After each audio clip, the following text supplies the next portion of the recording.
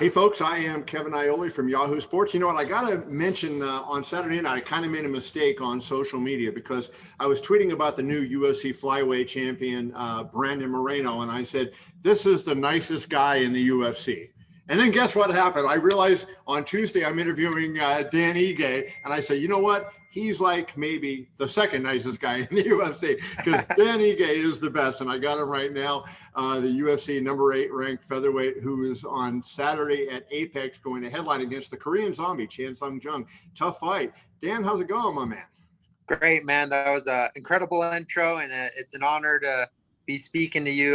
Yeah, it means a lot. But yeah, I feel good, and I'm super happy to be here.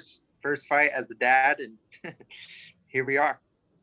So your son maybe has the most appropriate name for a fighter's son. Bam. Is that something to do with what kind of what you think he's going to be like in the future? I don't know, to be honest. Like the name actually came from my wife's dad. He was calling him Bam Bam even before he was we knew the gender. So we just kind of prayed about it, and it just felt right. And the moment he came out, and we looked at him, like he just looked like a Bam. So yeah, it's I'm not gonna really push him into fighting or anything. If he chooses to do so, he's got a legendary name. Yeah, no doubt. And it can get more legendary if dad wins a big fight on Saturday against the Zombie. And I guess let's start there. I mean, he's coming off a loss to Brian Ortega, which is obviously no big thing given how great Brian Ortega is.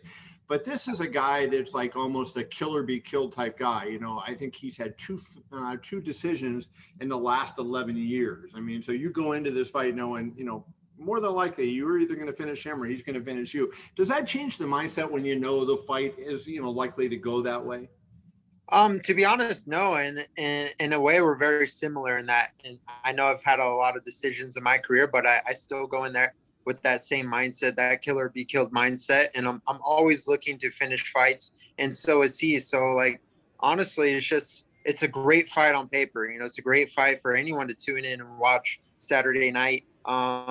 But I don't approach it any differently, knowing the way he fights. Honestly, like I've been watching the Korean Zombie from when I was not even into MMA. I was watching him in high school, going into college. I haven't even had a fight yet, and I was watching this guy. So it's pretty crazy. And actually, if you break down the ring time, I actually have more ring time than the guy. So yeah, it's crazy. I have just as much as experience, and I don't take that for granted. So it's been great watching him over the years, but here he is now standing in front of me, and I'm not going to let that stardom. I'm not going to look at him with that stardom. I'm just going to treat him like any other opponent and go in there and try to put him away. He probably has the advantage from the standpoint of, he's been in with maybe better people than you've been in, a lot of really good high level people. So do you feel like, given, you the guys you've been in recently, you've been on a pretty good run. The guys you've been in recently have prepared you for a guy of that ilk, top 5 contender. This is, the highest rated contender now you will have faced. Do you think that what you've done over the last, 2 years when you were you 7-1 or 6-1 in that period of time has prepared you for this kind of challenge? Oh, 100%. I feel like every fight I've had has led me up to this moment. Like if I would have took this fight 2 years ago, maybe it wouldn't have been the best fight for me. Maybe I wouldn't have had the confidence or the skill set to handle an opponent like Zombie. But now I have the confidence, I have the skill set, I have the cardio, I have everything I need going into this fight. I'm equipped everywhere. And I just feel nothing but confident. I feel great. My training camp went incredible. It's the best I've ever felt. And, I say that a lot, but it's because every single camp I take away, like, what was good and what could I have done better. And I always find a little way to tweak things and make myself a little bit better. And I believe I'm at my absolute best right now. I'm 29 years old, entering my prime. And here we are. We get to face another legend, the Korean Zombie. And I'm super pumped, and I can't wait to go out there and showcase that I am capable, and I am capable of beating a guy like the Zombie, and I'm capable of finishing him too. So when you say that, you're getting better each time, which is always something you want to strive for. But like you look back on that fight with Calvin Kattar, Calvin wins that decision, and then he goes into a fight with Max Holloway, which is a really high-profile fight on ABC. Do you look at it now like, hey, if I had what I have now, then I would, that would have been me there, because obviously the fight with you and Calvin was a pretty good competitive match. Yeah, and I believe everything happens for a reason, and MMA is all about timing. I feel like, and this is my time now. Maybe when I fought Calvin, it wasn't my time. I felt like it because I was on a 6-fight win streak and I was riding the momentum and I had everything going my way going into that fight. But at the same time, like I wasn't 100% ready and where I need to be, and that's where I am today. I I look at myself and I prepare like a champion. So I have a champion mindset, and that's the mindset I'm going into this fight with. I don't feel like I've left any stone unturned, and literally every single fight has led me to this. Like the experience that I've gone 5 rounds with Calvin Kattar. I went 3 rounds with Edson Barboza. I've went in there with legends and veterans and top 5 fighters of the world, and this is just my time. It really is my time, and I'm embracing it to the fullest. Yeah, I wanted to ask you about your last fight because, it's kind of out of character for you from the standpoint. You're fighting Gavin Tucker, a guy, kind of like yourself that was on the rise. Maybe he was like Dan Ige 2 years ago, right? A guy that just kind of turned the corner and starting to rise. You blow him out in 22 seconds. Like what is that feeling like when you get that? You put all that work in training camp and you finish it like that. I mean, what can you describe the emotion you felt in the immediate aftermath of the victory? Yeah, well, if I backtrack about a year back to July when I did lose to Cater, it was my first time in my career where I said to myself, I'm gonna actually take a moment to just go back and not take a fight right away and just get better. And that's all I did for about a year. I worked on or 8 months. I just worked on my skills and sharpening the sword and working on my precision and my accuracy. And I was in incredible shape going into that fight, and I didn't get to show that, and I didn't get to show my whole entire skill set. But the precision and the repetition and repetition and repetitions showed that night. And the first punch landed, put him out. So it was awesome. Like I do go through like, you do think back like, man, I went through all that training for a 22-second fight. Like I wish it would have went a little longer. But I was happy with the outcome because I never really got to show that. I never got to show a clean one punch knockout, walk off knockout. And that was big for me. So that was a big moment. And that did a lot to my confidence too. Not saying like now I'm this big puncher. Like I'm a complete fighter. I have my volume has gotten so much better. My power, my even my wrestling, my jujitsu, like I've worked everything, and I only got to show a small piece in my last fight. So I'm excited for this fight. This fight, I'd be a little disappointed if I walked if I if it ended in 20 seconds, but because I am in that good of shape, and I do want to show the world like my skill set, and then that I am capable of being a champion. Pretty well known that you're a manager of fighters as well as a fighter yourself. And so I wonder if the manager side of you, because, the UFC loves fighters that are willing to come back, willing to take fights on short notice, I think of Michael Chandler getting the title shot just a few months after he came into the UFC because he was willing to say yes to all these different opportunities. So from your standpoint, knowing what the time off did for you between the Kattar fight and the Tucker fight, what do you advise your clients now about time off as opposed to taking short notice fights?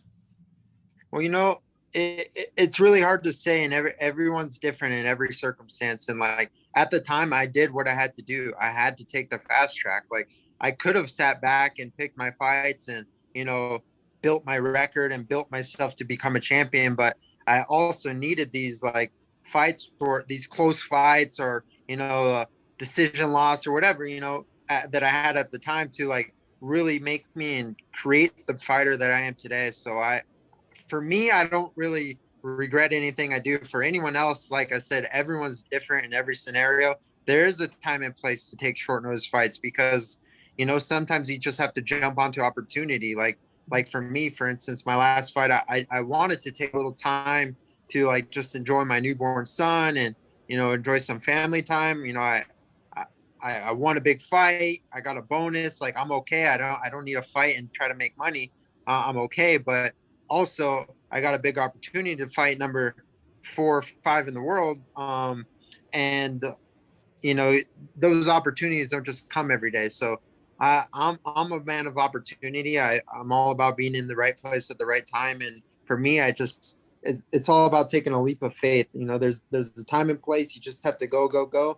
But there is a time and place. You just have to sit back, grow, and grow as a fighter. You know, age, everything comes into factors. So I really don't know. And like I said, if I was to advise someone, it would be different in every situation and every scenario. I don't know if you saw George St. Pierre's comments the other day, but he talked about once he became the champion and renegotiated his deal, he was making tens of millions of dollars a fight. I think that surprises some people who say MMA fighters are underpaid. But I use that to preface my question about, like, there's a lot of talk, and Tyron Woodley's going to fight Jake Paul. A lot of talk about these celebrity YouTube type fights, and you're seeing these guys make money. Now, my contention is, hey, Jake Paul's brilliant. He's earned that, right, by building himself up in another way and making himself popular. But how do you as a fighter look at that when you see a guy that, has fought 1 or 2 times? You've been at this, you've wrestled in college, you've got, got your jiu-jitsu belt, you've done all these things. You've been a pro, 7, 8 years now. What do you take when you see guys that are just kind of jumping into the sport and taking these big paychecks out? Does it have an impact on you one way or the other? It's really hard. It's really hard to say. And I'm happy for those guys, to be honest, because they built their platform, but they built it in different ways. Maybe they didn't go through the same struggles and adversities like a lot of us fighters did, but they went through another route, another path to success, and they're making great money. And that's awesome. And for myself too, like as a fighter, of course, I'm always going to want to make more money. Even if I'm making 10 million, I want to make 20 million. I want to make 30 million. Like, we're always going to want a little more. To be honest, like where I'm at right now in my career, like I just signed a new deal with the UFC. It's the most money I'm making, but it's not anywhere close to what some of these guys are making. But I'm not out there complaining about it because I just signed a deal. I just signed a contract. Like, if I want to go test the waters, I could do that. But at the same time, like I have to build my brand and make that name for myself. And for me, where I'm at right now, I think it's great, and I'm very happy with the money I'm making. But at the same time, I do want to start building my brand. Like, this is my time to really build and develop myself, because at the end of the day, like, we're a product, we are a brand. So like these guys, Jake Paul is a brand, Logan Paul, like they're a name, they're a brand. So they go out there and demand big money, and like that's great for them. If they can get the money, get it. Tyron Woodley, get the money. Whatever. John Jones, Francis, get the money. I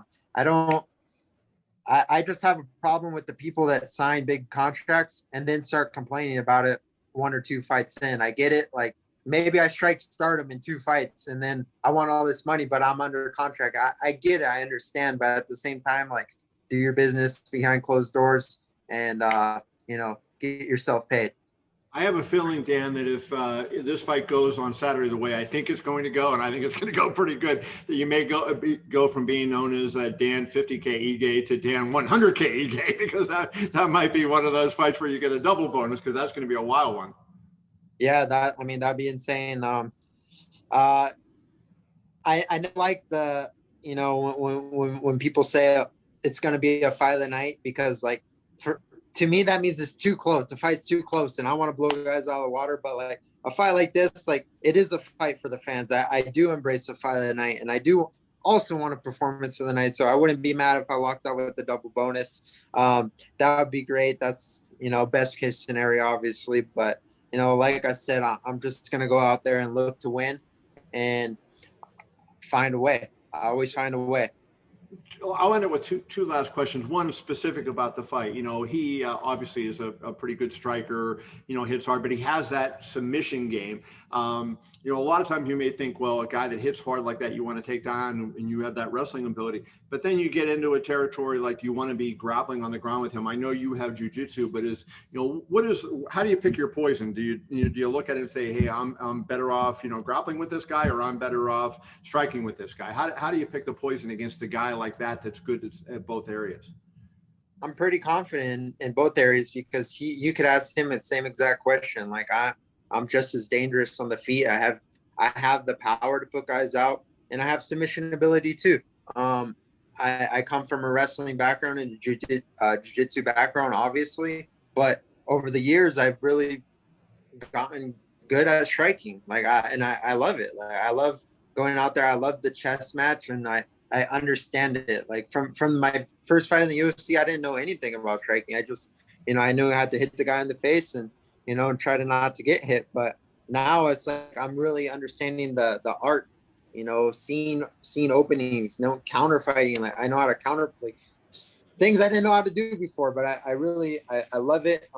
For me, it's where does the zombie want to go? Where I like to, I always test myself, and maybe it's my ego, but I want to beat the guys where they're best at. So if he's the best striker, I want to be better. If he's a great, the best grappler, I want to be better. Wherever the fight goes, I'm ready. I prepared myself to the fullest, ready everywhere. And I wouldn't be surprised if I beat him up standing or I beat him up on the ground. I want to wrap with this then, because you said something that was interesting, and you said that, your first fight in the UFC, you didn't know anything about striking. Mentally, how tough do you have to be to go into a fight knowing, 50% of the game, like you're not really up on, right? Like how do you mentally get yourself in there and overcome the nerves that everybody has to go out and be able to perform? Honestly, that confidence grew just from growing up fighting in Hawaii. Like everyone comes from a boxing, kickboxing background, except for myself. I came from the opposite end, and they were just as afraid because they were great strikers, but they didn't want to throw because they didn't have any wrestling or any ground. So like for me, it was, and I went in there and like I struck with these guys because like I just didn't know. I just knew it was a fight, and I knew I have two hands and I have two legs. So yeah, I don't know. I think that's where the confidence came from, just over the years, and now I'm just, I don't know, peak confidence because now I understand. I know how to fight. I know how to strike. I know how to brawl. I know how to fight smart. I know how to counter punch. I know how to fight going forward. I know how to fight going backwards. I can fight in the clinch. I can fight at every range. That's a big thing too, ranges. So, and I think Korean Zombie's just as good everywhere. So, man, this is going to be an insane fight, and I can't wait. You're not alone. There's a lot of people can't wait. Dan Ige against the Korean Zombie Saturday on ESPN. It's going to be a hell of a show. You don't want to miss that one. Dan, best of luck to you always. Appreciate you, and congrats on the baby. Thank you so much, Kevin.